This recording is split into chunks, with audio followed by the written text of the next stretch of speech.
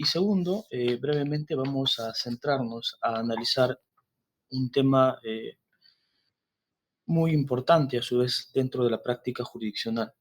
Se me ha encomendado el día de hoy abordar las problemáticas vinculadas a la unión de hecho, al matrimonio y al divorcio dentro del derecho de familia. Preliminarmente, vamos a desarrollar algunas reflexiones a efectos de que podamos centrarnos básicamente en estas tres instituciones, teniendo en cuenta principalmente lo siguiente. Cuando nosotros abordamos el derecho de familia y en concreto las instituciones vinculadas a la composición de una familia, en el caso específico del matrimonio o de la unión de hecho, así como de su extinción, nos vamos a dar cuenta que la finalidad en concreto de una familia va mucho más allá de determinar la situación o el vínculo paterno-filial entre los padres e hijos. Muchas veces, tanto el matrimonio, la unión de hecho, e inclusive el divorcio, es muy utilizado para definir situaciones patrimoniales. Y es en función a ello que el día de hoy lo que voy a compartir con ustedes es más allá de los aspectos teóricos y doctrinarios que se han abordado sobre estas tres instituciones. Vamos a conocer algunos criterios jurisprudenciales que ha venido desarrollando la Corte Suprema en los últimos años con la finalidad de alcanzar una uniformidad respecto a las decisiones jurisdiccionales ligadas a estas tres instituciones.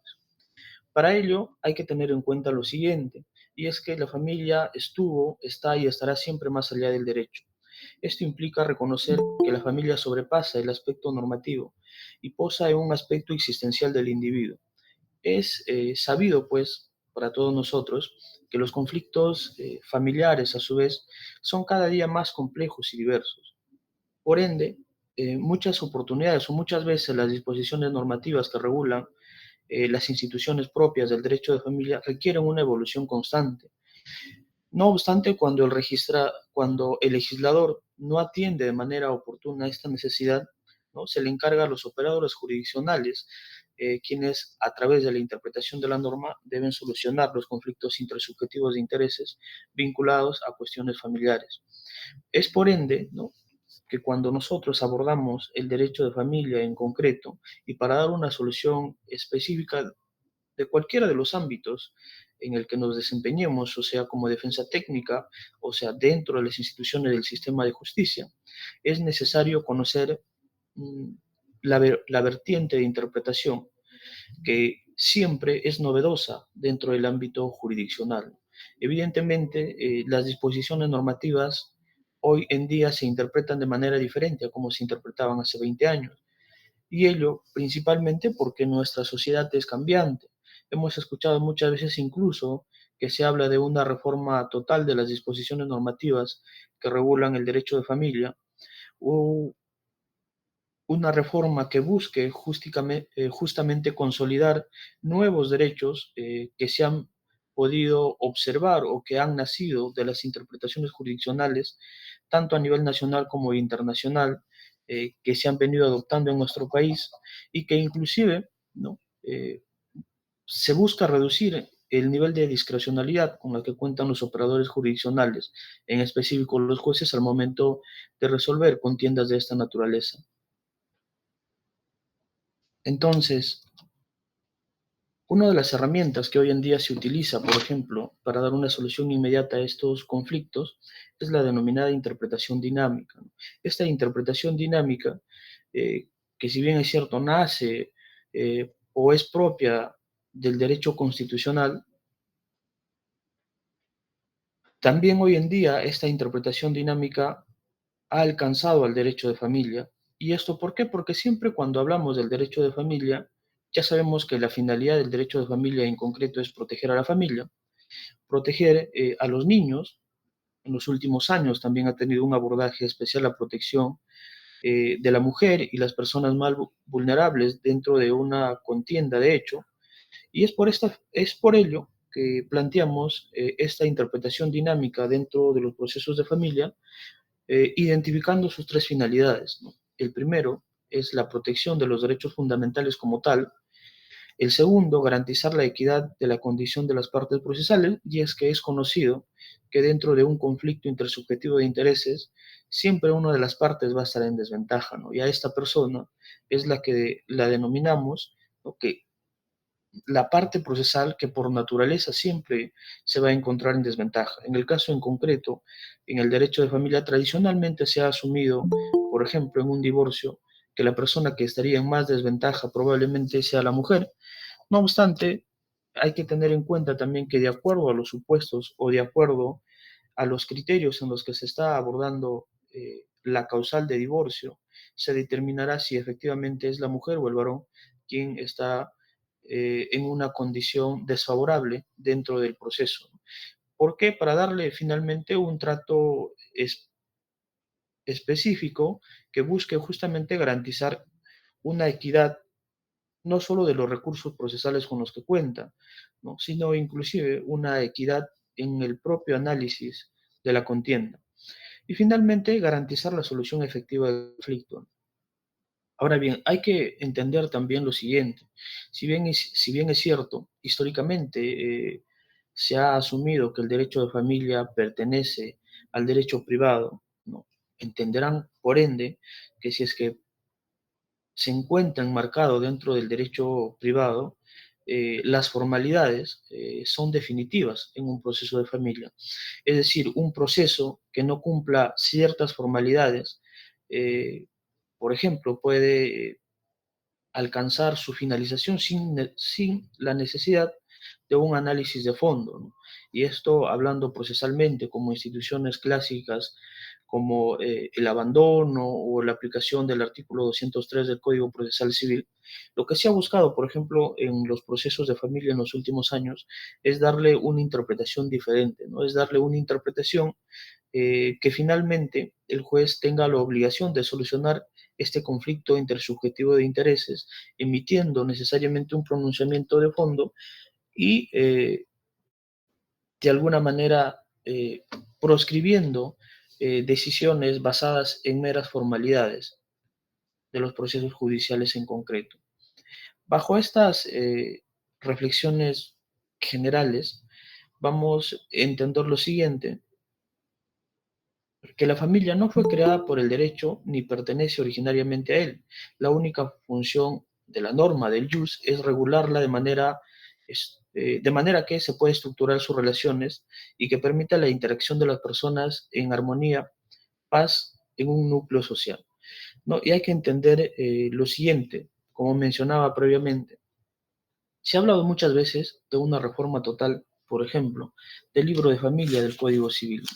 ¿Y esto por qué? Porque se fundamenta o se entiende que las normas que regulan las instituciones del derecho de familia eh, no están adecuadas a la sociedad en constante evolución, ¿no? Y por ejemplo, cuando nosotros abordamos el matrimonio, el divorcio y la unión de hecho, vamos a entender lo siguiente. Primero, el matrimonio y el derecho y el divorcio son derechos constitutivos, es decir, que necesariamente para que existan tiene que existir una resolución judicial o un mandato administrativo que así lo constituya. En el caso del matrimonio, ¿no?, ya sabemos el trámite regular del matrimonio que se puede realizar a nivel municipal, a nivel notarial, y en el caso del divorcio, ¿no?, se podría realizar de manera judicial, de manera notarial e inclusive de manera municipal. ¿Cuál es el punto medio? ¿Cuál es el punto de coincidencia entre el matrimonio y el divorcio? Es que nacen de un acto jurídico en concreto. El matrimonio, del acta de celebración del matrimonio, es decir, el único medio probatorio que va a acreditar que yo he celebrado un matrimonio con otra persona, ¿no?, es mi acta de matrimonio como tal. Lo mismo sucede con el divorcio, ¿no? El único documento, ¿no?, que va a acreditar mi condición de divorciado, evidentemente no va a ser mi DNI con que diga la actualización de mi estado civil de divorciado, sino únicamente yo voy a poder acreditar mi condición de divorciado con la sentencia judicial que ha declarado mi divorcio, con el documento notarial o resolución administrativa municipal que también ha puesto fin a mi vínculo matrimonial. Entonces, para que nazcan los derechos y para que nazcan en concreto estas dos instituciones, se requiere necesariamente de la emisión de un acto jurídico que de trascendencia jurídica a su vez, ¿no? No obstante, existe una diferencia con la unión de hecho, ¿no? La unión de hecho es un derecho meramente declarativo, que si bien es cierto, ¿no? Conforme la norma, ¿no? Se establece ciertos requisitos que se deben cumplir. Una vez que yo cumpla estos requisitos, ya constituiría mi derecho como tal. Sin embargo, para yo poder hacerlo valer, es decir, para yo poder oponerlo frente a derechos de terceros, también tengo que recurrir a la vía judicial o a la vía notarial a fin de que estas autoridades me emitan una declaración de unión de hecho y finalmente ¿no? yo pueda gozar de todos los efectos que tenga esta declaración. A partir de estas reflexiones, ¿no? Y nos vamos a centrar primero el día de hoy en el estudio de la unión de hecho. ¿No? Entonces, cuando nosotros estudiamos la unión de hecho, hay que tener en cuenta dos aspectos específicos, perdón, cuatro aspectos específicos, los cuales a su vez están vinculados con lo regulado en el artículo 326 del Código Civil.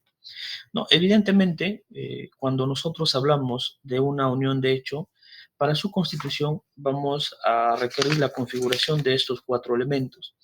El primero,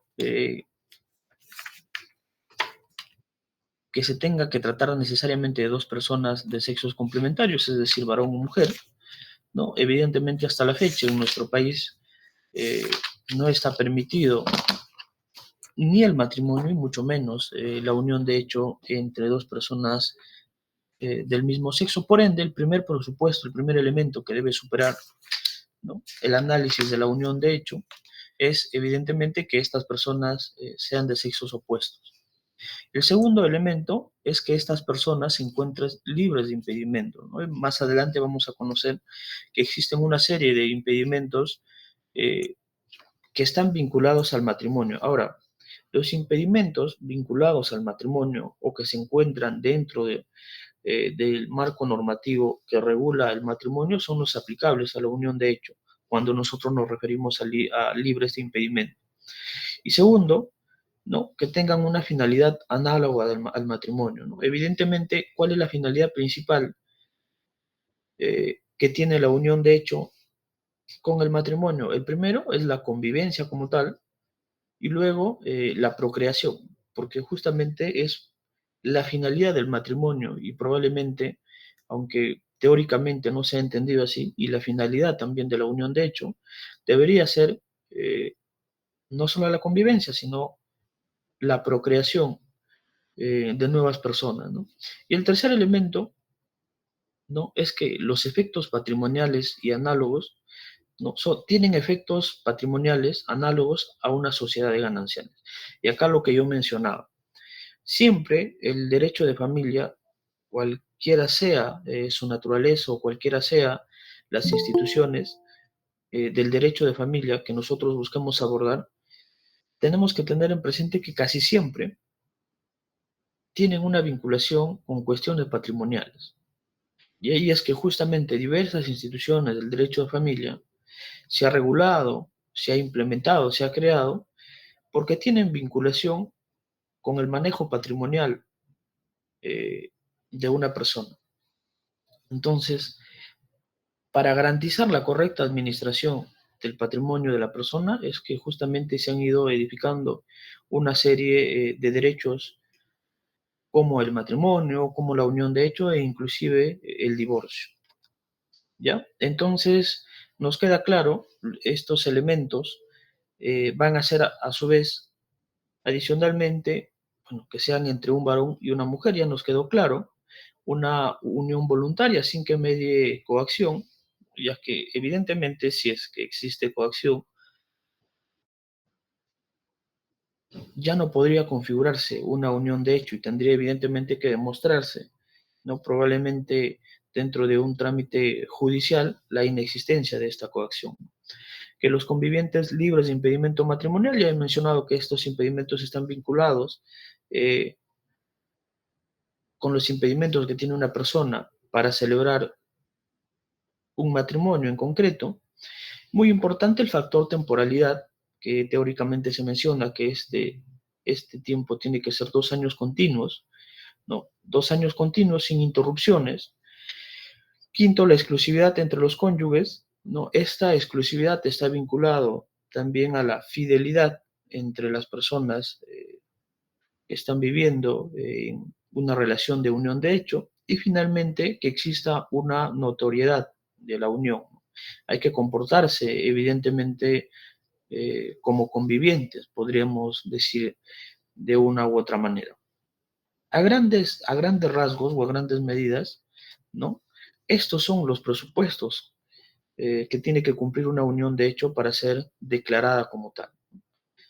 Ya mencionamos, si bien es cierto, yo luego de estar conviviendo con una persona por un periodo de 2 años de manera continua, eh, puedo afirmar sin temor a equivocarme que he obtenido un derecho de solicitar la unión de hecho, ¿no? Para que mi unión de hecho sea reconocida como tal y pueda tener el valor de oponibilidad frente a terceros, necesariamente tiene que ser declarado por un juez o por un notario.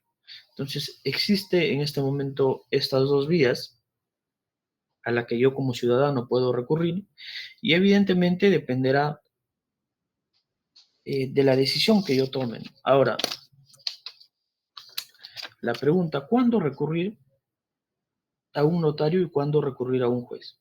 ¿No? Probablemente uno de los primeros aspectos que uno debe analizar para determinar a cuál de las vías recurrir es, primero, las dos personas, o sea, el varón y la mujer que han tenido esta relación de convivencia, actualmente se encuentran con capacidad de goce y ejercicio de sus derechos.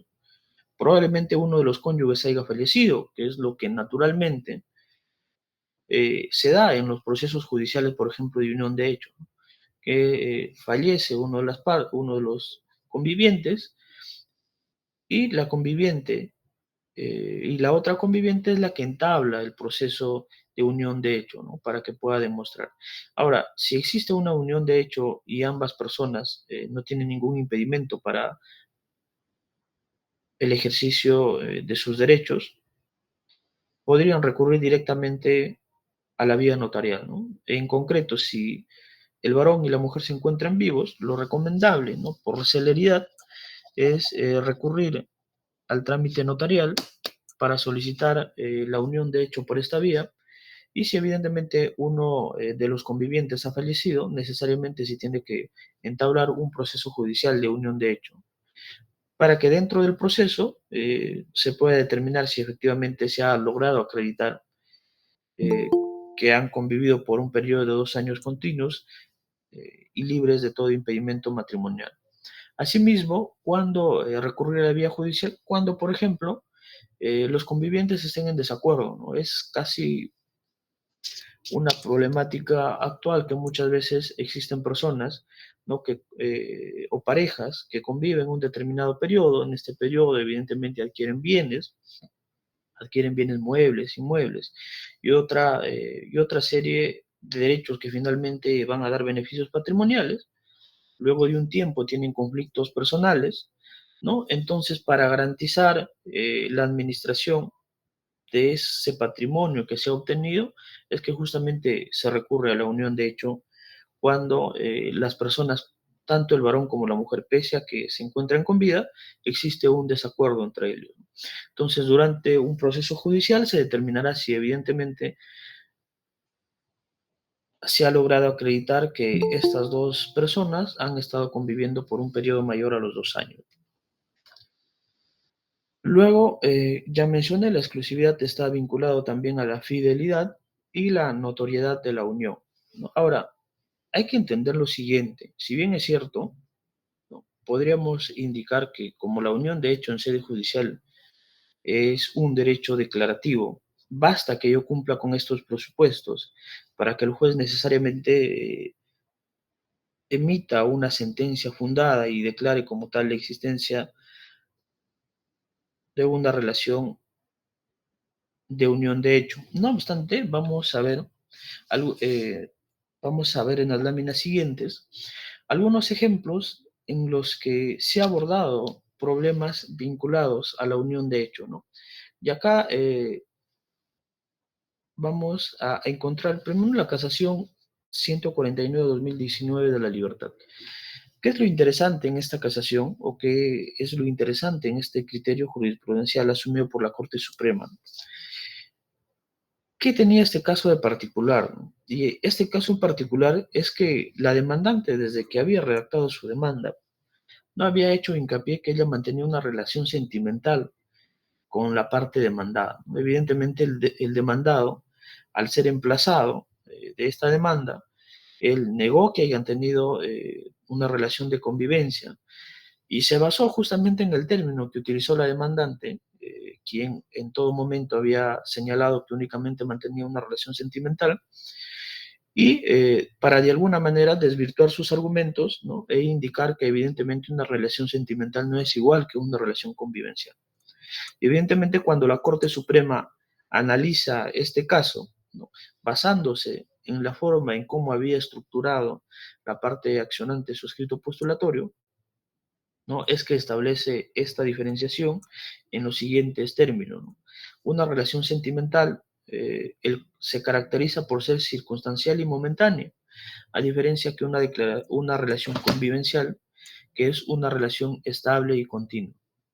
¿No? Esto es importante porque a partir de esta diferencia o a partir de este razonamiento, terminan finalmente desestimando la pretensión de la parte accionante, ya que durante el trámite del proceso, evidentemente se había determinado o se había contrastado que, por ejemplo, ¿no? El emplazado había registrado durante este periodo que la demandante mencionaba que habían mantenido una convivencia pasible, está reconocido como unión de hecho, había registrado varios domicilios en el reniego, tanto en Trujillo, en Chimbote, en Lima, ¿no?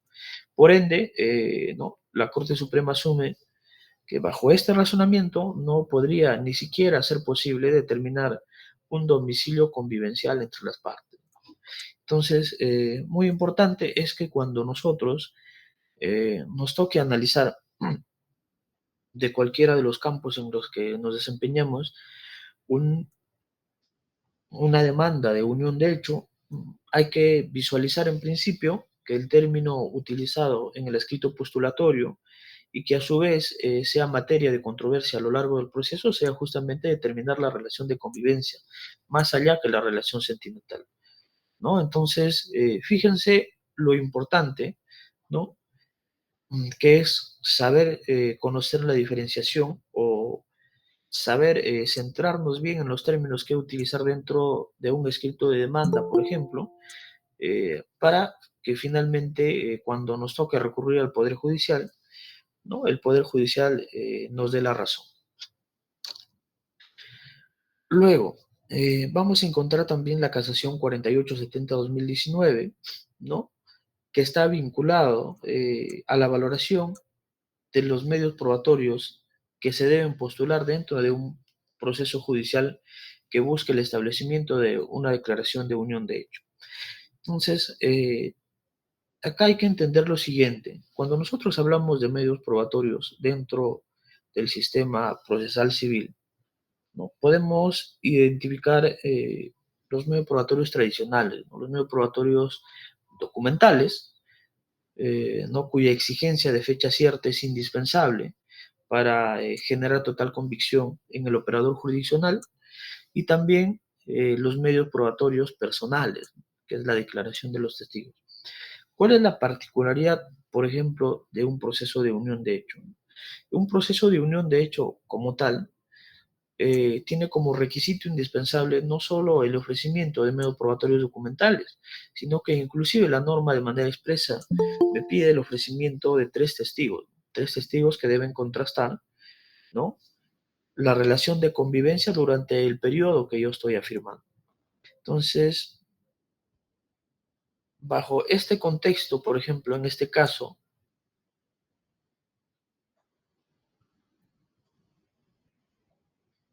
la Corte Suprema lo que hace finalmente es declarar nula una sentencia que había basado, por ejemplo, su decisión solo en medios probatorios documentales, ¿no? Y no había actuado y mucho menos merituado los medios probatorios personales que necesariamente solicita o te requiere el marco normativo. Evidentemente, si existía una situación contraria, es decir, que si es que el juez dentro de un proceso de unión de hechos solo valoraba los medios probatorios personales, esto es la declaración de las testimoniales, ¿no?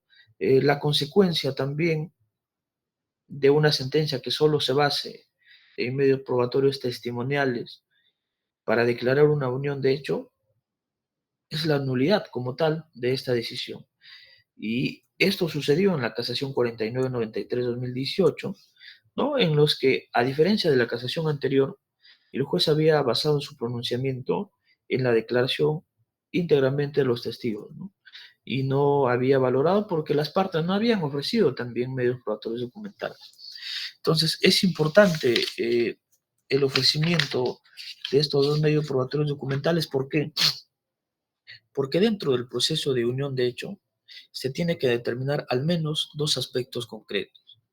El primer aspecto, ¿no? Y que más adelante también lo vamos a ver dentro del desarrollo jurisprudencial, es que se va a buscar establecer el periodo, o sea, el inicio y el fin durante el cual ha estado vigente la convivencia y por ende voy a solicitar que se me reconozca la unión de hecho por este periodo. Si yo tengo que necesariamente acreditar dentro de mi proceso para que sea consignado así en la sentencia, ¿no? La fecha desde el cual yo he iniciado la convivencia con esta persona, ¿no? Y la fecha también sobre la cual se ha dado por finalizado esta convivencia. Evidentemente, si es el ejemplo, como ya mencionaba, de que uno de los convivientes ha fallecido, probablemente la fecha de determinar la fecha de finalización de la convivencia es más factible, ¿no? Con la fecha de deceso de la otra parte. No obstante, es indispensable conocer la fecha de inicio, porque a partir de esta fecha se va a poder, uno, analizar si es que ha superado el periodo que establece la norma procesal, esto es los 2 años, y segundo, también va a servir para determinar qué, para determinar los bienes que han podido ser adquiridos durante la vigencia de esta convivencia, ¿no? Porque recordemos que justamente la unión de hecho nace también para determinar la administración del patrimonio que ha obtenido dos convivientes durante el periodo que se ha extendido su convivencia, ¿no? Ese es el primer presupuesto, ¿no? Y el segundo presupuesto, no solo nos vamos a quedar evidentemente en la fecha de inicio y en la fecha de fin de la relación de convivencia, sino que yo dentro de un proceso judicial tengo que demostrar el lugar en concreto donde se realizó los actos de convivencia, ¿no? Ya hemos visto en el ejemplo anterior, ¿no? Que justamente se desestima una unión de hecho porque ambas partes tenían domicilios registrados en el RENIEC de manera diferente. Entonces, ahora, recordemos además, ¿no? Que el domicilio que yo registro en el RENIEC tiene el valor de declaración jurada, ¿no? Por ende, el valor probatorio, por ejemplo, que se le puede dar a la copia de un documento nacional de identidad donde se consigne la dirección de las partes, o el historial de actualización de domicilios que puede emitir el RENIEC de ambos convivientes, ¿no? Va a ser un elemento indispensable que le va a servir al juez determinar si evidentemente durante el periodo que yo estoy alegando he mantenido una relación de convivencia real, ¿no? Y pública con la otra parte, ¿no? Siendo pues estos dos presupuestos indispensables para reconocer finalmente una unión de hecho tal como se solicita. Luego, también vamos a encontrar lo siguiente, ¿no? Y acá ya mencionábamos, señalar el lugar donde se desarrolló la unión convivencial es fundamental en los procesos de unión de hecho, ¿no? Esto se estableció así en la casación 465-2018 San Martín, y justamente este análisis principalmente está vinculado a los dos aspectos que yo ya mencionaba, ¿no? El primero, que el juez pueda contrastar en su momento que han mantenido una relación de convivencia y para tal fin como mínimo, pues tendría que existir una coincidencia en el domicilio legal registrado en el RENIEC de ambas partes, ¿no? Siendo este pues un dato indispensable que podría, por ejemplo, representar entre la estimación y la desestimación de mi escrito postulatorio.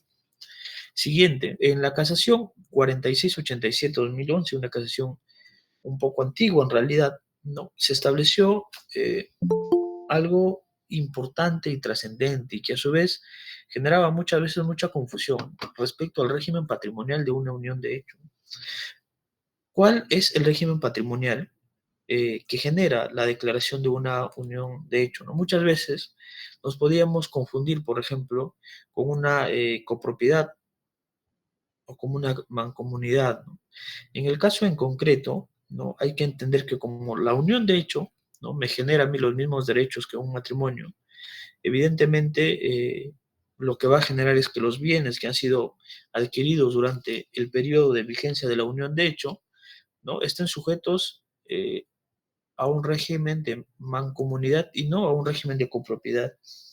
¿Y por qué no? La diferencia más concreta, en un régimen de mancomunidad yo voy a asumir desde el inicio, ¿no? Que cada uno de los convivientes, ¿no? Tiene derechos sobre su patrimonio en iguales proporciones, ¿no? Estaríamos ante un 50-50 porque así es concebido de manera natural dentro de un matrimonio como tal. Si nosotros le diésemos la importancia o la trascendencia de una copropiedad, esto podría evidentemente entenderse ustedes que podría variar el porcentaje de mis derechos que yo tengo sobre un determinado bien, ya que a diferencia de la mancomunidad, la copropiedad es personalísima y por ende yo, por ejemplo, podría ser el propietario o el copropietario del 90% de un determinado predio y la otra persona el propietario únicamente del 10%. ¿No? En el caso de la unión de hecho, esto se descarta de plano. ¿No? Es más, ni siquiera sería materia de cuestionamiento cuando nosotros ingresemos a la etapa de ejecución de una resolución judicial, sino que necesariamente desde que se declara una unión de hecho ya voy a entender que todos los bienes que han sido adquiridos durante este periodo, ¿no? Van a pasar a una mancomunidad y por ende la disposición de ambos bienes necesariamente tienen que participar las dos partes. Segundo, bueno, tercero, en la casación 5483-2017, ¿no? Se ha establecido además algo importante, ¿no? Yo les mencionaba que uno de los requisitos de la unión de hecho es la exclusividad que muchas veces está vinculado con la fidelidad, ¿no? Y acá una reflexión importante, ¿no? A diferencia, por ejemplo, del matrimonio, donde, por ejemplo, en un matrimonio puede darse el caso que ha existido una infidelidad y que el otro cónyuge, ¿no? Por este amor o por esta unión que se tiene, eh, finalmente termina perdonando esta infidelidad y por ende los efectos del matrimonio van a continuar, que mientras no sea declarado como tal disuelto este matrimonio, los derechos van a seguir manteniéndose en el tiempo. Si durante el proceso de unión de hecho se logra acreditar que no ha existido una exclusividad, no ha existido una fidelidad como tal, no, evidentemente la unión de hecho va a tener que ser desestimada. Esa es una de las grandes diferencias, por ejemplo, con el matrimonio. En el matrimonio, eh, probablemente exista la posibilidad de que frente a una infidelidad, ¿no? Y si es que la parte no solicita como tal el divorcio por la causal de infidelidad, ¿no? Los efectos y la constitución como tal del matrimonio va a permanecer en el tiempo. Caso contrario, en la unión de hechos, si yo durante el trámite del proceso judicial, ¿no? Se acredita que no ha existido esta exclusividad, una especie de infidelidad de una de las partes, evidentemente no va a ser posible declarar una unión de hecho y por ende no voy a obtener los derechos constituidos propiamente en esta institución del derecho de familia, ya que la exclusividad y por ende la fidelidad es uno de los requisitos indispensables para la configuración eh, de un supuesto de unión de hecho, ¿no? Que yo pueda aludir tanto en la vía judicial como en la vía notarial. Una reflexión adicional, ¿no? Y esto es una casación reciente, a su vez, ¿no? La casación 1532-2025 Lambayeque, ¿no? Ahora, bueno, nos ha aclarado nuevamente lo que probablemente para dentro de la práctica jurisdiccional algunas veces no se entendía así, que mi derecho a accionar la unión de hecho es un derecho imprescriptible, ¿no? ¿Y por qué? Porque evidentemente está vinculado al artículo 5 de la Constitución, ¿no? Y que se encuentra vinculado a su vez por el derecho humano a fundar una familia como tal. Ahora, hay que entender algo adicional. Cuando nosotros estudiamos o hablamos de la imprescriptibilidad, parece ser, históricamente se ha venido entendiendo de manera incorrecta, ¿no? Cuando nosotros, por ejemplo, hacemos un símil con un proceso penal, la imprescriptibilidad o la prescriptibilidad de la acción penal está sujeto o está vinculado a que a mi papel de accionar como funcionario, ¿no? Como representante, por ejemplo, del Ministerio Público, a accionar la configuración de un determinado delito, ¿no? Esto es investigar y probablemente luego acusar y que esta acusación sea sometida a determinación de responsabilidad penal dentro de un proceso judicial concretamente, ¿no? En el caso de los procesos civiles, no parece ser que el término de imprescriptibilidad se ha entendido de manera diferente. Se ha entendido de manera diferente ¿por qué? Porque se ha entendido que la naturaleza de imprescriptibilidad de un derecho, como por ejemplo la declaración de unión de hecho, no solo está vinculado, ¿no? al tiempo que yo me voy a tomar para accionar, o, es decir, el tiempo que yo me voy a tomar para presentar mi demanda de unión de hecho, ¿no? Sino que inclusive una vez iniciado un proceso judicial de unión de hecho, este proceso judicial no puede ser, por ejemplo, objeto de un abandono procesal, ¿no? Este abandono procesal que nos habla las disposiciones normativas del Código Procesal Civil, que si, por ejemplo, un proceso civil transcurre más de 4 meses sin que las partes impulsen el mismo, no podrá ser, el juez podrá dar por finalizado el mismo sin un pronunciamiento de fondo. Ese abandono procesal en específico, por ejemplo, ¿no? Bajo esta interpretación y bajo este análisis no sería aplicable a un proceso de unión de hecho, ¿no? Ello implicaría que, por ejemplo, existan procesos judiciales de unión de hecho cuyo trámite se extiendan en el tiempo, ¿no? Y si es que las partes, ¿no? no lo promueven, no lo impulsan, probablemente siga manteniéndose dentro de los archivos de un juzgado. ¿Por qué? Porque el juez se encuentra impedido de declarar el abandono procesal en concreto. Particularmente, eh, yo considero que la imprescriptibilidad no debe ser entendido de esa manera, ¿no?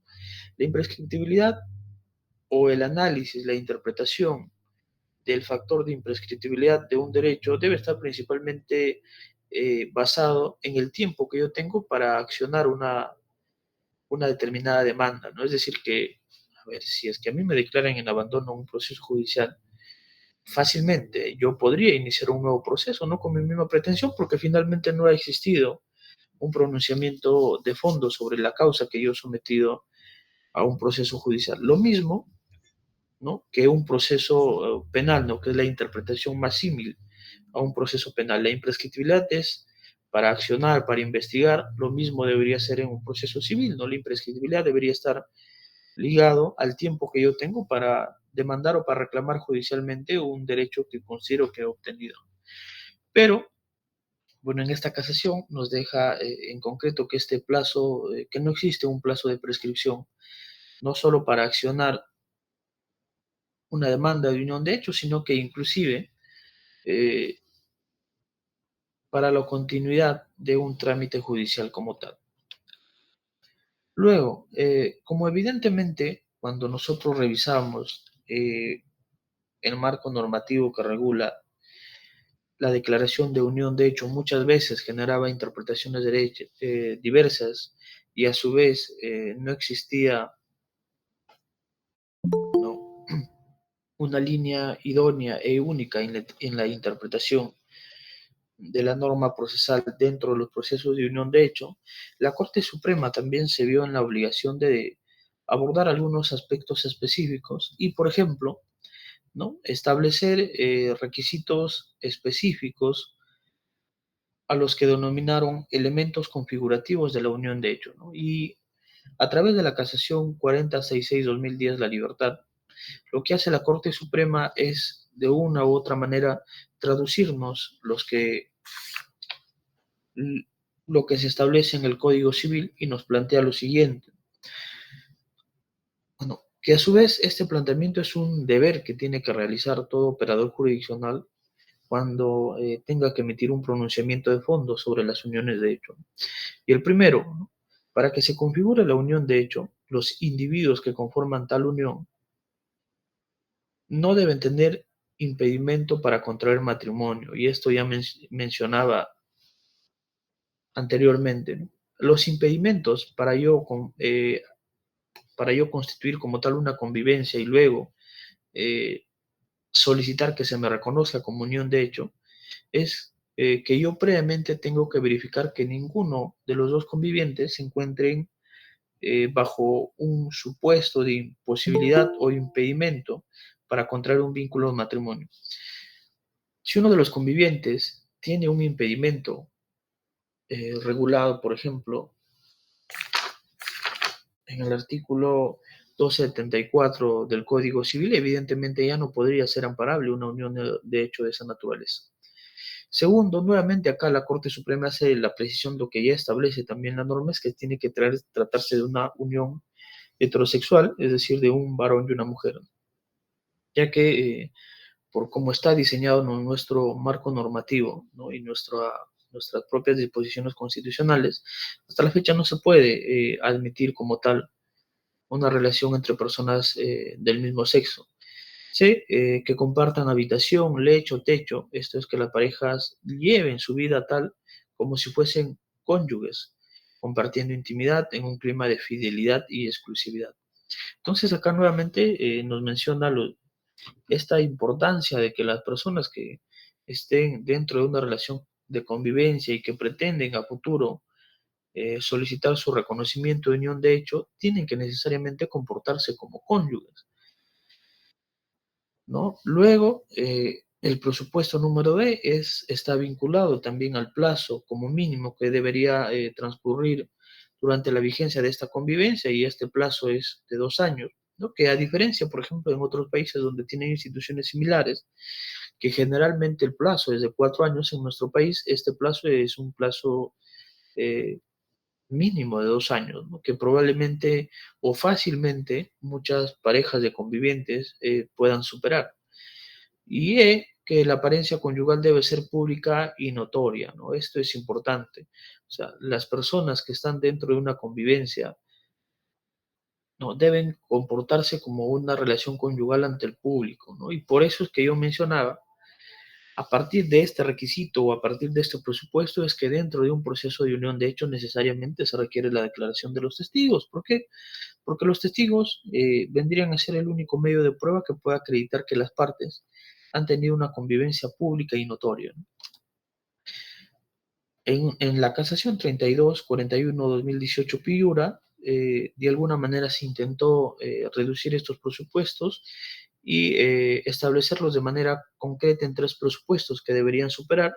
El primero está vinculado nuevamente al impedimento matrimonial que ya hemos abordado. Luego, que tengan deberes y derechos y finalidades semejantes al matrimonio. Ya mencionemos también que uno de los deberes o finalidades que debería tener una unión de hecho es la procreación de hijos, y sé que esta convivencia haya durado al menos 2 años continuos. Estos años continuos es importante porque, por ejemplo, si yo tengo una relación de convivencia con una persona, no obstante, nunca he llegado a los 2 años porque quizá cuando llegué al año y medio, al año y 9 meses, existía una separación y esta separación se dejaba constancia, por ejemplo, en una comisaría, una denuncia de retiro o abandono de hogar, ¿no? Yo no, mi accionar no se configuraría dentro de una futura declaración de unión de hecho, ¿no?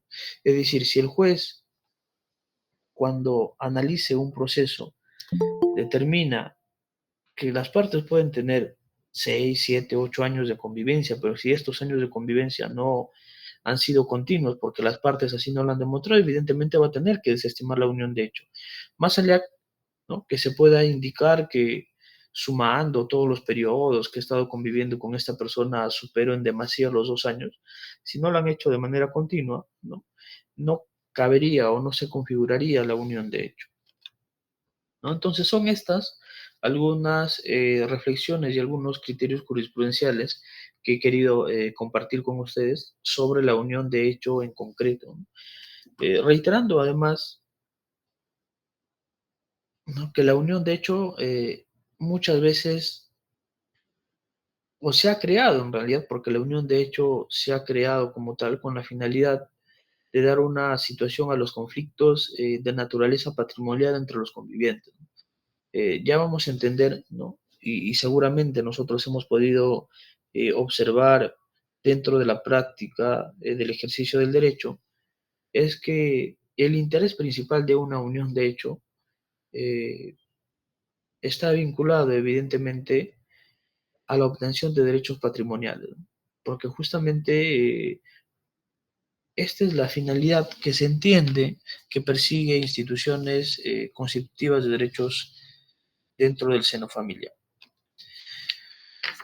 No obstante, evidentemente la contrapuesta a la unión de hecho es el matrimonio, ¿no? Y es evidentemente el matrimonio es una institución legal y social que establece la unión entre dos personas generando derechos y deberes recíprocos.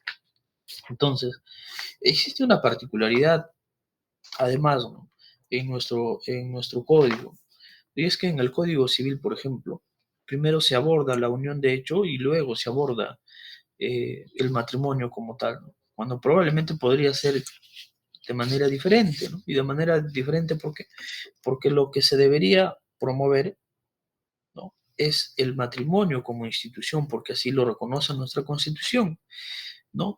Y no obstante, debería utilizarse solo, digamos, como un remedio ante la no configuración del matrimonio, la unión de hecho, ¿no?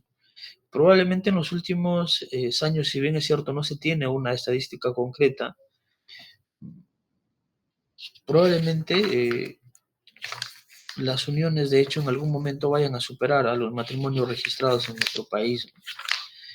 Puede ser que sea un aspecto positivo, puede ser un aspecto negativo, no, eso ya se determinará con el transcurso del tiempo. No obstante, en esta segunda parte de esta exposición vamos a abordar igualmente algunas reflexiones vinculadas al matrimonio, ¿no? Y para hacerlo breve vamos a indicar lo siguiente, ¿no? Evidentemente, un matrimonio, como ya he mencionado, para que nazca el vínculo matrimonial necesariamente tiene que celebrarse un matrimonio y luego de esta celebración tiene que emitirse una partida de matrimonio civil, ¿no?, que generalmente se hace en las municipalidades, ¿no? Las municipalidades tienen esta facultad de celebrar los matrimonios, muchas veces a su vez masivos, ¿no?, y que buscan promover finalmente es la constitución de una familia. Entonces, ya sabemos a su vez que para yo poder contraer matrimonio tengo que estar libre de todo impedimento o prohibición legal, ¿no? Y que a su vez la única manera de que este matrimonio se ponga a fin es a través de un divorcio o a través de una nulidad del matrimonio. El divorcio es mucho más conocido porque entiendo yo que siempre hemos escuchado el divorcio por mutuo acuerdo, ¿no?, el famoso divorcio convencional, ¿no?, o divorcio por causal, ¿no?, por una de las causales específicas que regula nuestro Código Civil. En el caso concreto, ¿no?, el día de hoy, brevemente vamos a abordar en concreto algunas prohibiciones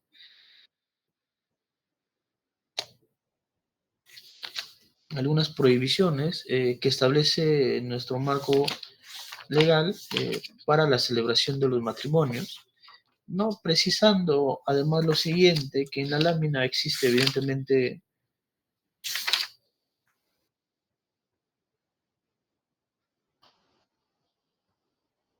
un error, ya que, a ver, en la primera columna vamos a encontrar el artículo 242 del Código Civil, que el título correcto es impedimentos para la celebración de matrimonios, y la segunda columna sí tiene el título correcto, que es prohibiciones especiales. Entonces, brevemente, vamos a hablar de las prohibiciones especiales, ¿no? El artículo 242 del Código Civil establece que no pueden contraer matrimonio entre sí los consanguíneos en línea recta, ¿no? Esto es, entendemos, si nos ubicamos para determinar la relación de consanguinidad o afinidad, vamos a entender que los consanguíneos en línea recta va a ser el papá, la mamá y los hijos, ¿no? Entonces, evidentemente sería casi no solo inadmisible legalmente, sino hasta moralmente que se pretenda reconocer o celebrar matrimonios de padre a hijos o de hijos a padres y así de manera sucesiva, ¿no? Entonces, en concreto, eso es uno de los impedimentos. Luego, los consanguíneos en línea colateral hasta el segundo grado o el tercer grado. Luego, muy, muy especial, el adoptante y el adoptado y sus familiares. Eh, por ejemplo, esta es una problemática que se ha generado muchas veces, ¿no? Es que muchas veces en nuestro país el número de niños que son sometidos a una adopción es elevado, ¿no? Y por ende, muchas veces, a efectos de evitar una posible desnaturalización de la finalidad de un proceso de adopción, es que justamente se ha establecido de manera expresa y legal en el artículo 242, ¿no? Como impedimento para contraer el matrimonio entre el adoptante y el adoptado. Un dato especial, ¿no? Que son el condenado como partícipe de homicidio de uno de los cónyuges, ni el procesado por la causa o el raptor y la raptada y viceversa, ¿no? Entonces, este también es un impedimento importante, ¿no? Que, por ejemplo, podría generar a futuro, ¿no? Una nulidad de un matrimonio. ¿Por qué?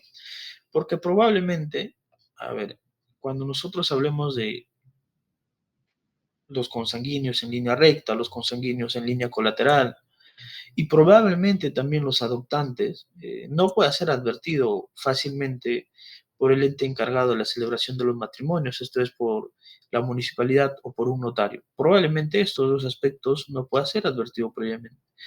Pero el cuarto aspecto, bueno, se le exigiría, al menos si actuando con debida diligencia, ¿no? Es que podría existir una prohibición casi conocible o casi expresa. No obstante, si se configurase o si es que celebrase un matrimonio y este matrimonio está viciado por cualquiera de estos cuatro supuestos, ¿no? Evidentemente, ¿qué va a generar que a futuro este matrimonio pueda ser declarado nulo, ¿no? Y más adelante vamos a conocer justamente la nulidad del matrimonio, ¿no? Que probablemente sea una institución jurídica de los que pocas veces hemos escuchado. Sin embargo, es muy utilizado a su vez para dar por finalizado un vínculo matrimonial, ¿no? Siempre y cuando se configuren los supuestos del artículo 242 y 243. Entonces, en el artículo 243 vamos a encontrar prohibiciones especiales, y una de las prohibiciones, por ejemplo, es no se podría admitir o no se permite un matrimonio del tutor o el curador con el menor de 18 años de edad o con una persona con capacidad de ejercicio restringida, ¿no? Del viudo o la viuda que no acredite hecho un inventario judicial con intervención del Ministerio Público de los bienes que ha dejado la persona evidentemente que ha fallecido, ¿no? Y un dato importante, ¿no? La viuda en tanto no transcurra al menos 300 días de la muerte de su marido, ¿no? Fíjense, o sea, esta prohibición, ¿no? Que probablemente muchos de nosotros desconocemos o muchas veces pasa desapercibido, ¿no? Y es que una persona que enviuda, ¿no? Bajo este artículo tendría que esperar un plazo de 300 días para intentar celebrar un nuevo matrimonio. Un dato importante. ¿Y por qué? Porque se busca salvaguardar finalmente eh, el vínculo familiar que ha podido existir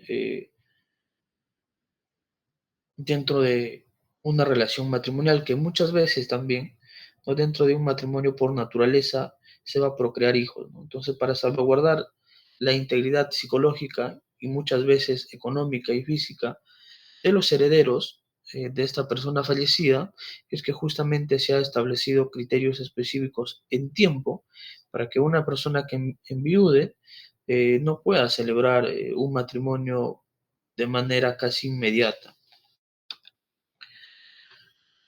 Ahora bien, ¿qué es lo que sucede, no? Si es que evidentemente la celebración de un matrimonio se encuentra viciado por cualquiera de estos cualquiera, perdón, de estos 7 supuestos que estamos presentando de manera específica, ¿no? Evidentemente, el marco procesal establece supuestos adicionales, no obstante, los más importantes son los que estamos presentando en la lámina. ¿Por qué? Porque los demás también están vinculados con los que ya hemos estudiado. Entonces, evidentemente ya he mencionado los efectos del incumplimiento o los efectos de que un vínculo matrimonial nazca viciado por cualquiera de los supuestos antes mencionados, va a ser la nulidad del matrimonio, ¿no? Y esta nulidad, evidentemente, no es de manera automática, sino que esta nulidad debe ser declarada necesariamente por una sentencia judicial. Es decir, si por ejemplo yo puedo percibir, ¿no? Yo puedo visualizar que dos personas que tienen un vínculo de consanguinidad en línea recta, o que, por ejemplo, un adoptante se case con un adoptado, o una viuda se case antes que transcurran los 300 días de la muerte de su marido, eh, este matrimonio, ¿no? Y si la autoridad administrativa o la autoridad notarial no ha advertido la configuración de estos supuestos, el matrimonio va a ser válido y va a ser válido hasta que a través de un proceso judicial se pueda declarar la nulidad del mismo. Entonces, un matrimonio, como ya he mencionado, para que nazca como tal, para que genere efectos, para que se genere una institución jurídica como tal, tiene que tener una partida de matrimonio. Y la única manera eh, de declarar la inexistencia de este vínculo matrimonial o ponerle fin a este vínculo es justamente el primero, que es la vía más conocida, que es el divorcio, y el segundo es la declaración de nulidad de un matrimonio. Y aunque parezca mentira, ¿no? Es uno de los procesos que tienen una frecuencia regular dentro de la administración de justicia, ¿no? Si bien es cierto, bueno, no tengo a la mano las estadísticas en concreto, pero cada año se ingresa un gran número de demandas que buscan declarar la nulidad de un vínculo matrimonial. ¿Por qué? Porque este matrimonio no estuvo viciado por cualquiera de estos supuestos. Entonces, vamos a entender lo siguiente. Entonces, cuando nosotros hablábamos de los impedimentos por relación filial o por relación de consanguinidad y afinidad, no, hay algo que siempre nos hemos preguntado, ¿no? Y es lo siguiente, es que si es que los primos podrían casarse entre sí, y esta respuesta nos da la casación 123-2015 en Lima, en los que se establece que los consanguíneos en línea colateral dentro del segundo y el tercer grado no pueden contraer matrimonio. Sin embargo, los primos se encuentran considerados en cuarto grado del parentesco, ¿no? Bajo este análisis, no existe ningún impedimento legal, ¿no? De que los primos puedan contraer un vínculo matrimonial. Probablemente exista probablemente una restricción moral o algo similar o una restricción religiosa, pero en nuestro país legalmente no existe una prohibición normativa en concreta respecto a este ejemplo. Luego, el matrimonio entre un hijastra y un padrastro es nulo, aunque el ex cónyuge haya fallecido, subsiste el vínculo de afinidad, ¿no? Y esto se ha establecido en la casación 6686-2019 Arequipa, ¿no? Ya que es muy importante mencionar, porque claro, si es que yo reviso ¿no? Los impedimentos o las prohibiciones, ¿no? Probablemente no voy a encontrar de manera específica un inciso en los que yo pueda fundar mi demanda de nulidad de matrimonio. No obstante, a través de una interpretación dinámica, ¿no? Es que la Corte Suprema llega a la conclusión de que entre el hijastro y el padrastro, pese a que evidentemente no existe un vínculo de afinidad, perdón, de consanguinidad, va a existir un vínculo de afinidad de manera definitiva y de manera permanente, por la misma relación que se ha tenido, bueno, entre una de las partes y los padres del otro contrayente, ¿no? Entonces, un matrimonio celebrado entre una hijastra y un padrastro, nos queda claro, ¿no? Que como tal, tarde o temprano va a ser declarado nulo en la vía judicial,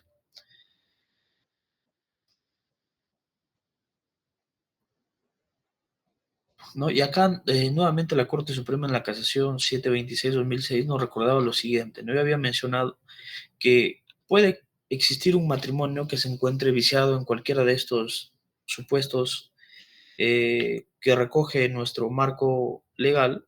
Sin embargo, ¿no? Este vicio recién va a surgir sus efectos cuando sea declarado por una resolución judicial, ¿no? Y así lo estableció la Corte Suprema, ¿no? En esta casación, en la que ha establecido que habiéndose declarado el matrimonio civil nulo por haberse celebrado por persona casada, constituye un acto jurídico nulo desde su origen y por ende sin ningún efecto jurídico.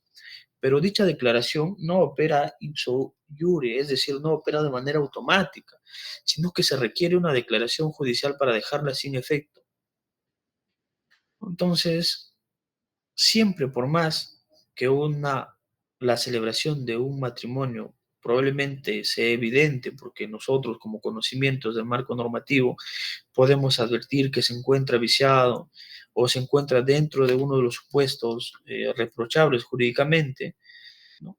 Los efectos de este matrimonio van a continuar, van a ser totalmente válidos, salvo, ¿no? Que exista un pronunciamiento jurisdiccional que lo declare nulo como tal, ¿no? Ahora, probablemente, ¿no? Alguien podría indicar, pero estos ejemplos no deberían verse en la actualidad, porque claro, el día de hoy la actualización de la información en el RENIEC es pública, ¿no? Y por ende, cuando una determinada municipalidad realice un cruce de información previo a la celebración de un matrimonio, podrá advertir fácilmente si esta persona se encuentra con algún impedimento, esto es en caso concreto, ¿no? En registrar ya un matrimonio previo.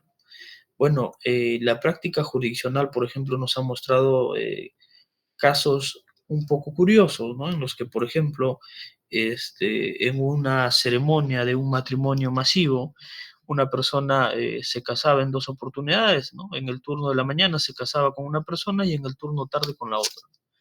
Y la misma municipalidad emitía dos partidas, ¿no? Evidentemente, cuando una de las partes solicitó la nulidad de este matrimonio, no existía este debate porque finalmente ambos matrimonios habían sido celebrados el mismo día y por ende tenían el mismo plazo de duración porque finalmente ambas partes alegaban que durante este tiempo habían tenido un acto de convivencia, con ambas personas tenían hijos, entonces es todo un desafío para dar un pronunciamiento de fondo. Por ejemplo, cuando se solicita la nulidad de un matrimonio basándose en la causal de que una de las partes celebrantes es una persona casada, ¿no? También encontramos la casación 2099-2014, ¿no? En los que justamente se da una solución al conflicto ya mencionado anteriormente, ¿no? Y en el que se menciona que el matrimonio celebrado por segunda vez entre los mismos cónyuges resulta nulo, ¿no? Este es un ejemplo similar. Es que, claro, yo no me puedo casar dos veces con la misma persona, ¿no? Porque evidentemente este segundo matrimonio ya estaría viciado como tal, porque no solo porque ninguna de las dos partes, bueno, no solo porque las dos partes contamos con un impedimento, porque ya tenemos un matrimonio, ¿no? Sino porque inclusive sería algo inaudito que las mismas partes pretendan casarse civilmente en dos oportunidades, salvo pues que existan supuestos específicos, como por ejemplo que en un determinado momento ha existido un pronunciamiento de fondo que haya declarado la nulidad de este matrimonio. Pero si no, ya la Corte Suprema nos ha establecido en concreto, ¿no? Que no es admisible, ¿no? Que los dos contrayentes pretendan, ¿no? Celebrar un acto matrimonial por una segunda oportunidad, ¿no? Y esto es porque inclusive afectaría el deber de fidelidad que se tienen entre las partes, ¿no? Luego, pero hay que preguntarnos, ¿no? A partir de estas reflexiones, ¿no? Lo siguiente. Claro, me queda claro cuáles son las prohibiciones, me queda claro cuáles son los impedimentos para celebrar un matrimonio, ¿no? Y no olvidemos, estos impedimentos van a ser los mismos, ¿no? Impedimentos que existen para una unión de hecho, ¿no? Para una declaración de unión de hecho, porque, como ya he mencionado, ¿no? La unión de hecho únicamente se va a constituir si los convivientes no se encuentran con ninguno de los impedimentos propios del matrimonio. Entonces, una pregunta que siempre nos hacemos es lo siguiente. Bueno, yo he advertido evidentemente que en la celebración de un matrimonio, ¿no? Una de las partes ha tenido un impedimento, ha tenido una prohibición, que al parecer la autoridad administrativa, la autoridad notarial, no ha advertido, ¿no? Y por ende ha dado validez a su matrimonio, los señores finalmente están felizmente casados, tienen su acta de matrimonio y todo lo demás. No, entonces acá nos preguntamos quién es la persona que tiene legitimada para postular, por ejemplo, la nulidad de un matrimonio, ¿no? En caso no sea postulada por una de las partes o por un interesado directo. Y es que, bueno, la práctica judicial pues nos ha indicado que suelen entablar demandas de nulidad de matrimonio, la primera cónyuge, los hijos de esta cónyuge, porque siempre hay un conflicto patrimonial. Pero la Corte Suprema también nos menciona en la Casación 4688-2017 ICA que el Ministerio Público, ¿no? También puede promover una demanda de nulidad de matrimonio cuando exista un interés legítimo y actual. Es decir, si por ejemplo el Ministerio Público, ¿no? Toma conocimiento, y esto la Fiscalía de Familia toma conocimiento de un matrimonio celebrado y en este matrimonio celebrado uno de los contrayentes ha tenido algún impedimento o alguna prohibición, ¿no? Se encuentra legitimada para poder postular una demanda de nulidad de matrimonio, ¿no? Y como tal, ¿no? Salvaguardar finalmente el interés de la sociedad. Luego, también los legitimados, dentro de los legitimados encontramos a los hijos del bígamo, ¿no? Quienes pueden demandar nulidad del matrimonio si cuenta con un interés legítimo para excluir de herencia a la segunda cónyuge.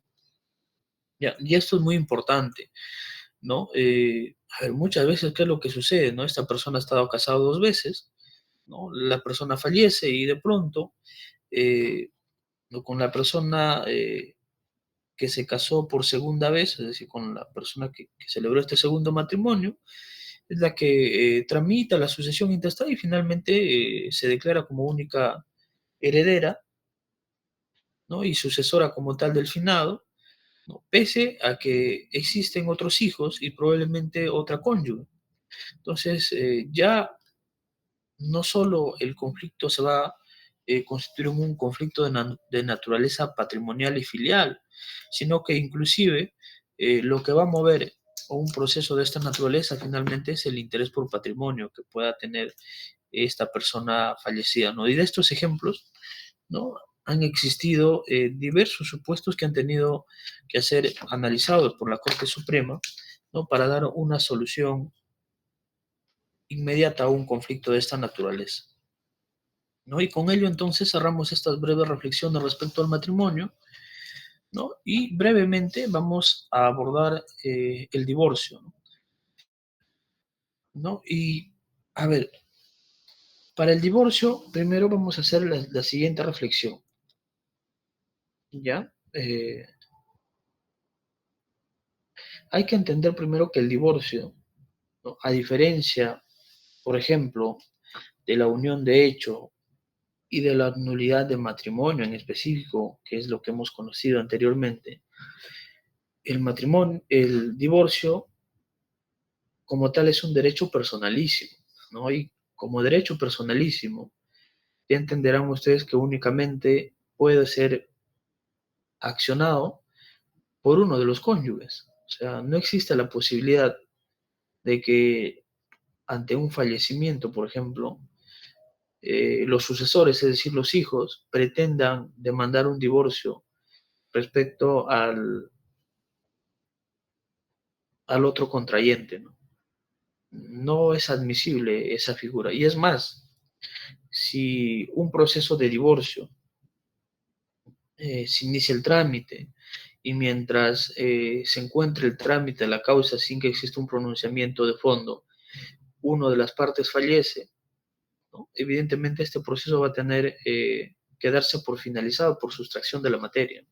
O sea, no existe la posibilidad de que un juez pueda analizar más allá de que los argumentos y más allá de que los hechos que sustentan mi petición de divorcio tengan una fecha específica y esta fecha específica va a ser antes que la persona o el otro cónyuge fallezca. No va a existir la posibilidad de que un juez, por ejemplo, declare el divorcio de una persona fallecida, ¿no? ¿Por qué? Porque el divorcio, al ser un derecho personalísimo, solo puede ser perseguido por uno de las partes en concreto. Entonces, bajo ese contexto, ¿no? Les comento brevemente es el siguiente caso, ¿no? En un determinado momento, la Corte Suprema le tocó conocer lo siguiente, era un divorcio que tenía sentencia evidentemente de primera instancia y de segunda instancia, y que había llegado, ¿no? A la etapa de casación. Y justamente, ¿no? Cuando se encontraba en la etapa de casación, es decir, ya la demanda, el proceso había sido, la casación había sido declarado procedente y como tal se tenía que analizar el fondo del mismo, ¿no? El demandante, ¿no? Que en este caso era el esposo, fallece, ¿no? Y entonces en ese momento la Corte Suprema se preguntaba, ¿no? Si es que debería emitirse necesariamente un pronunciamiento de fondo porque detrás, ¿no? De este proceso de divorcio existía una serie de bienes patrimoniales que iban a definirse luego de declararse el divorcio como tal. Entonces, este pronunciamiento del divorcio estaba vinculado también a generar o a extinguir derechos patrimoniales respecto a los herederos de esta persona. Entonces, la pregunta en concreto era lo siguiente, ¿no? Si este proceso ya tenía una sentencia de primera instancia y de segunda instancia, ¿no? Se entendía, en teoría, que el proceso ya tenía una sentencia o un pronunciamiento definitivo con cosa juzgada, porque la casación es un recurso extraordinario, es un recurso extraordinario que como tal no debería afectar la calidad de cosa juzgada de la sentencia que ya ha sido evidentemente confirmada o revocada por la segunda instancia, ¿no?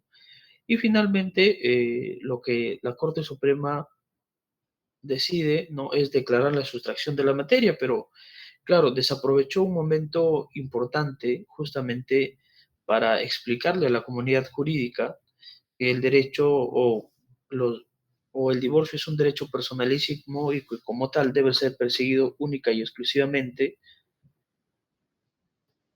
por uno de los contrayentes. Entonces, ya centrándonos en concreto en el análisis del divorcio, ¿no? Ya hemos mencionado el divorcio, entonces se va a tramitar en dos vías, son la vía convencional, ¿no? Que también que es a través del fuero judicial o notarial, ¿no? Y esto es cuando las dos partes se encuentren de acuerdo, ¿no?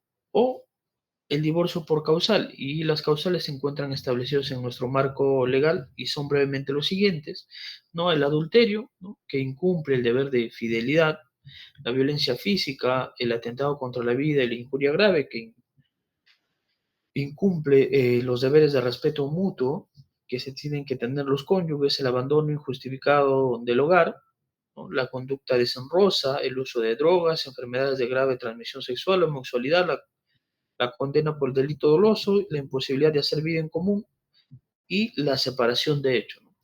En concreto, la fórmula más usada es la separación de hecho.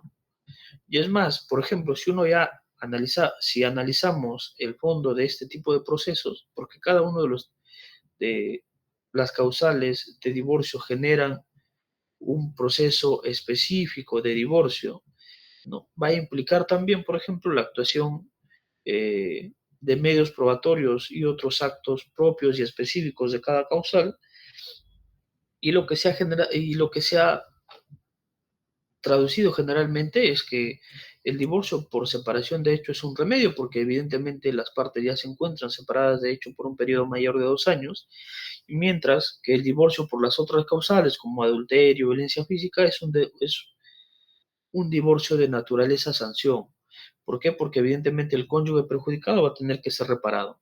Entonces, dentro de la práctica jurisdiccional, ¿no? Se suele encaminarse o se suele tramitarse la mayor parte de los divorcios, ¿no? Como un divorcio remedio, ¿no? Por la causal de separación de hecho. Los efectos que genera la declaración de divorcio, ¿no? Son diversos, ¿no? Que por el tiempo que nos toma esta sesión no vamos a poder abordarlo a profundidad. Sin embargo, ¿no? Eh, para cerrar la sesión del día de hoy, me voy a centrar solo en una reflexión final respecto a los procesos de divorcio, ¿no? Y es que, a ver, los procesos de divorcio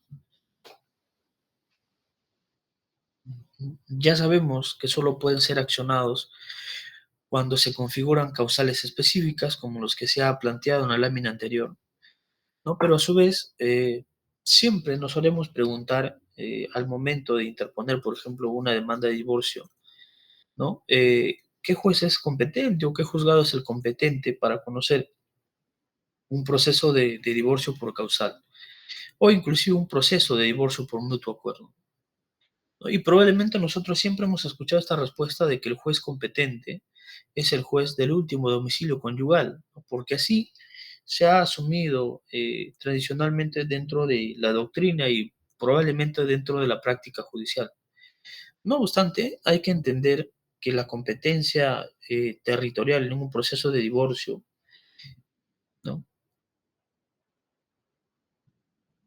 Es una competencia relativa, ¿no? Es una competencia relativa y por ende no, no existe la regla de improrrogabilidad que nos establezca que el juez competente es el juez del último domicilio común de ambos cónyuges, sino que yo como parte accionante puedo presentar mi demanda ante el juzgado donde se ubicó el último domicilio conyugal, puedo presentar mi demanda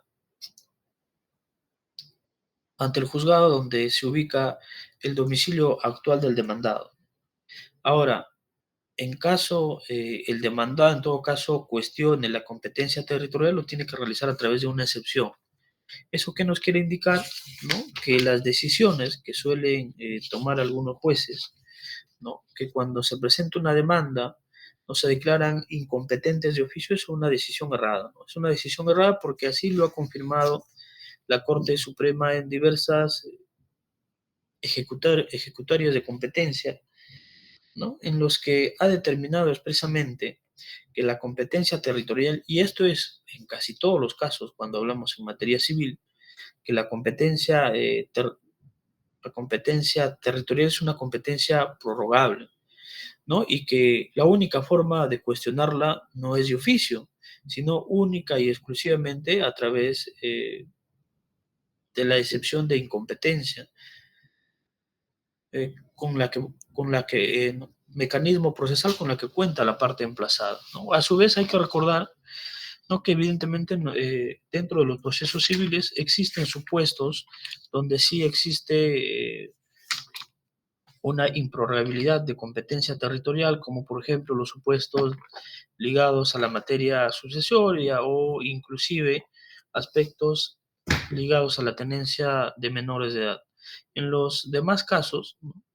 Y otros casos específicos, necesariamente, los jueces deben tratar de abstenerse de emitir, de declararse incompetentes por territorio y necesariamente deben conocer la causa y como tal emitir un pronunciamiento de fondo. Entonces, con estas reflexiones ¿no? Vamos a pasar a analizar un aspecto jurisprudencial adicional, ¿no? Y es el siguiente. A ver, así como he mencionado que los procesos de divorcio tienen una serie de supuestos específicos, su procedimiento como tal también debe superar requisitos específicos, ¿no? Y uno de los requisitos es que para demandar divorcio, ¿no? Cuando existen hijos menores de edad o cuando existe una pensión de alimentos para cónyuge, ¿no? El demandante debe acreditar que se encuentra al día con el pago de las pensiones alimenticias, ¿no? ¿Por qué? Porque bajo el análisis, ¿no? de esta exigencia procesal, una demanda o un demandante que no acredita que se encuentra al día con el pago de sus obligaciones alimenticias, ¿no? Su escrito postulatorio, su demanda tendría que ser declarada improcedente. No obstante, hay que entender que la exigencia, ¿no? del pago expreso de obligaciones alimentarias, conforme lo ha establecido la Corte Suprema en la Casación 3159-2019 del SANTA, ¿no? es que se refiere expresamente a una obligación alimentaria debidamente liquidada, ¿no? aprobado, y cuyo requerimiento de pago sea de manera expresa, ¿no? Es decir, si yo como accionante, como parte demandada, luego de que recibo el emplazamiento de una demanda, recién presento mi liquidación, yo no podría defenderme bajo ese argumento, ¿no? Para yo poder defenderme, necesariamente tiene que existir una liquidación debidamente requerida, aprobada y requerida su pago a la otra parte, para yo poder cuestionar la procedencia de una acción judicial de divorcio. Entonces, con estas reflexiones, vamos a dar por finalizado la sesión del día de hoy, quedando atento a algunas preguntas que nos puedan hacer. ¿Ya? Muchas gracias.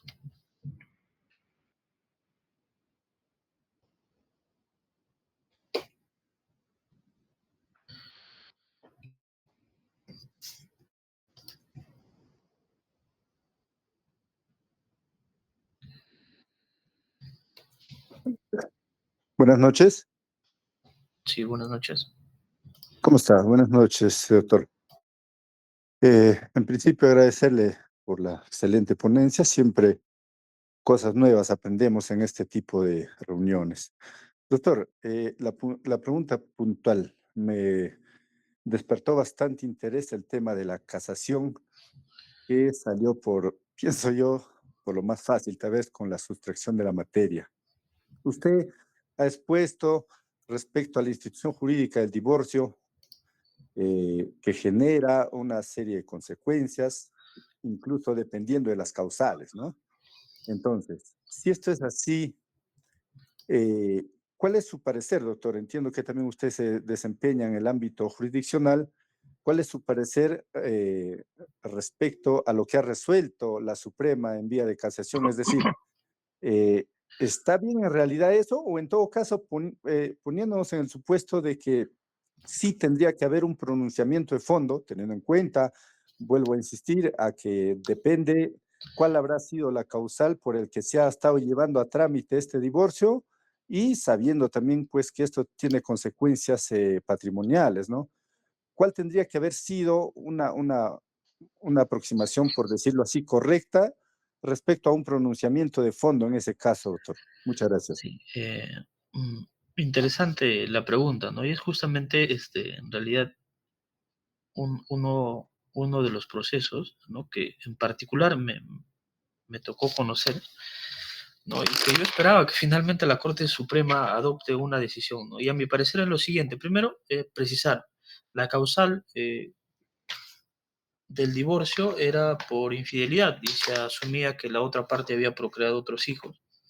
Entonces, evidentemente, eran sanciones diversas y una de estas sanciones era una indemnización para el cónyuge perjudicado, ¿no? Y dentro de esa indemnización se debatía una serie de bienes patrimoniales, pero dando una respuesta específica. Entonces, si nosotros revisamos la naturaleza del recurso de casación, ¿no? En el Código Procesal Civil, a ver, el recurso de casación tiene una naturaleza extraordinaria, es decir, no es un recurso ordinario.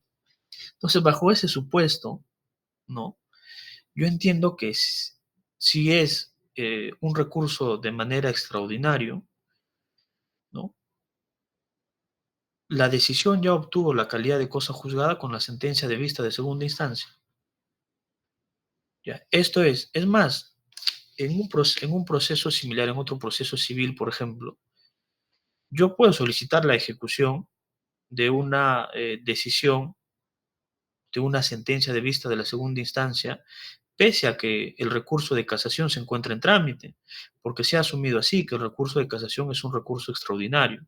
Y como es un recurso extraordinario, hasta por términos procesales, los efectos de su impugnación son sin efecto suspensivo, a diferencia de la apelación, por ejemplo, que los efectos por naturaleza son efectos suspensivos. En el caso de la casación no tiene efecto suspensivo. Entonces, como tal, la Corte Suprema debió pronunciarse respecto al fondo de la controversia, más allá de que, bueno, el demandante en este caso, ¿no? El demandante en específico haya fallecido, porque finalmente la situación jurídica definitiva que obtuvo el señor demandante, que era una sentencia fundada de divorcio, lo obtuvo cuando él se encontraba con vida.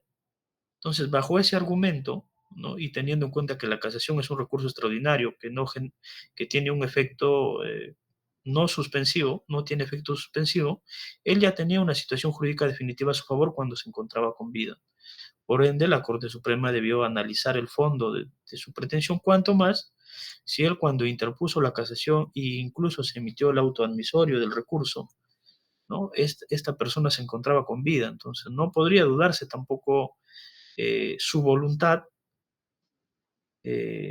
o el interés que tenía para divorciarse, ¿no? La Corte Suprema finalmente da una solución indicando de que como esta persona ha fallecido, en sede casatoria ya no se podría analizar o determinar si mantiene esa voluntad de divorciarse o no de la otra persona, ¿no? Porque, bueno, la Constitución política establece el deber del Estado de promover el matrimonio, ¿no? Pero desde mi punto de vista sí debió pronunciarse sobre el fondo de la controversia, ¿no? Y aclarar que evidentemente la casación solo al ser un recurso extraordinario no tiene efecto suspensivo como tal.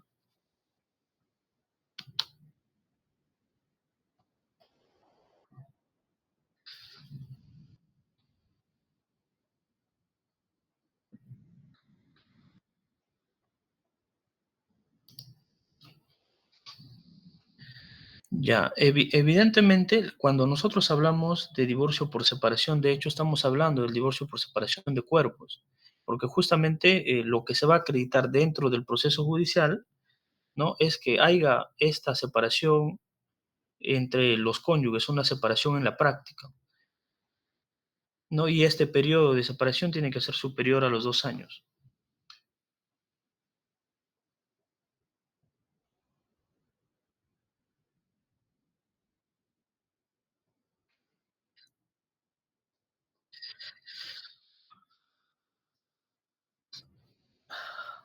Ya, es una pregunta muy importante, ¿no? Yo mencionaba al inicio que cuando nosotros abordamos el derecho de familia debemos entender que muchas veces los conflictos familiares superan lo que está establecido en la norma, ¿no? Y es por ello que, por ejemplo, es a partir de este análisis o de esta concepción es que nace la unión de hecho, ¿no? Como evidentemente muchas personas tenían una convivencia permanente por largos periodos, pero que no querían celebrar un matrimonio como tal, ¿no? Es que nace la unión de hecho para dotarle de derechos específicos a estas personas, derechos muy similares a su vez a los que tienen los cónyuges. Ahora, por ejemplo, en el futuro, se ha hablado bastante, ¿no? Y en esto sí el Tribunal Constitucional ha tenido un desarrollo jurisprudencial importante, ¿no? Respecto a los derechos que incluye la convivencia como tal. Hoy en día se sigue sometiendo a debate, por ejemplo, ¿no? Si existe la posibilidad de realizar un reconocimiento de algunos derechos para los convivientes del mismo sexo, ¿no? Que probablemente en los últimos años, perdón, en los próximos años van a ser abordados por el Poder Legislativo de nuestro país, ¿no? Y más allá de cuál sea la decisión que tome bueno, el fuero legislativo, hay que tener en cuenta lo siguiente, ¿no? Las reformas legales que se pueden adoptar dentro del derecho de familia siempre tiene que estar vinculado a la base constitucional o a las disposiciones de nuestra Constitución. Y por ende, ¿no? La nueva concepción del derecho de familia o los nuevos derechos que se le vaya a adoptar, por ejemplo, a las personas que están dentro de una relación de convivencia y que optan por una declaración de unión de hecho, tiene que superar previamente un análisis constitucional de tales derechos. Y, por ejemplo, ¿no? Acceder a una pensión o muchas veces también, por ejemplo, se ha hablado de las familias constituidas, probablemente a futuro van a alcanzar una consolidación legislativa, ¿no? Que nos permita tener más claro cuándo podría configurarse una unión de hecho fuera de lo tradicional, como el que ya está establecido en la norma.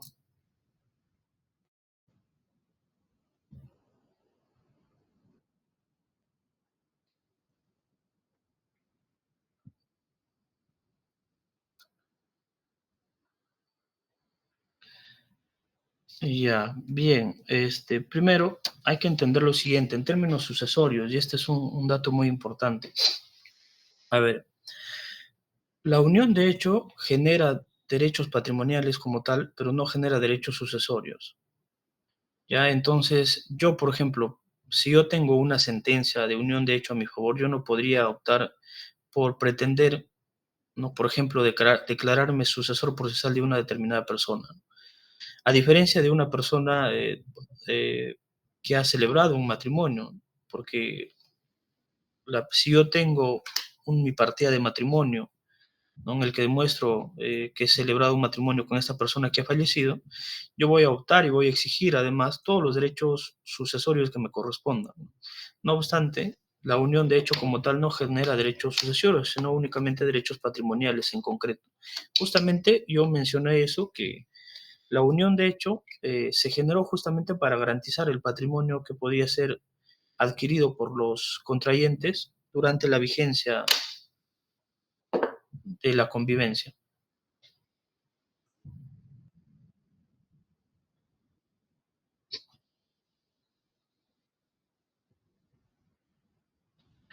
Ya, primero, establecer desde la fecha en la que inició la unión de hecho, ¿no? Muchas veces se pretende acreditar la fecha de inicio de la unión de hecho con fotografías, ¿no? Y que si bien es cierto, pueden ser válidas en medio probatorio. No, pero estas fotografías, evidentemente, el mérito probatorio que pueden tener no va a ser definitivo para, para acreditar una unión de hecho. Entonces, bueno, por práctica judicial al menos se recomendaría, en todo caso, cuando yo inicio una relación de convivencia, ¿no? Y pretendo a futuro optar por la vía de la unión de hecho, ¿no? Al menos actualizar en el RENIEC la misma dirección entre los dos convivientes, ¿no? Eso sí sería, por ejemplo, un indicio que, sobre el cual el juez se podría basar para determinar la fecha de inicio del acto de convivencia, ¿no? Y desde luego también la declaración de los testigos que ya mencionaba, ¿no? Los testigos a su vez es un requisito indispensable, un requisito adicional, ¿no? A diferencia, por ejemplo, de otro proceso judicial, ¿no? La participación de los testigos dentro de un proceso de unión de hecho es indispensable, ¿no? Ya que estos testigos van a corroborar no solo el periodo en los que las personas han mantenido esta relación de convivencia, sino que inclusive, ¿no? Si han participado o han actuado de manera pública y o han tenido una convivencia similar a lo que tuviesen cónyuges.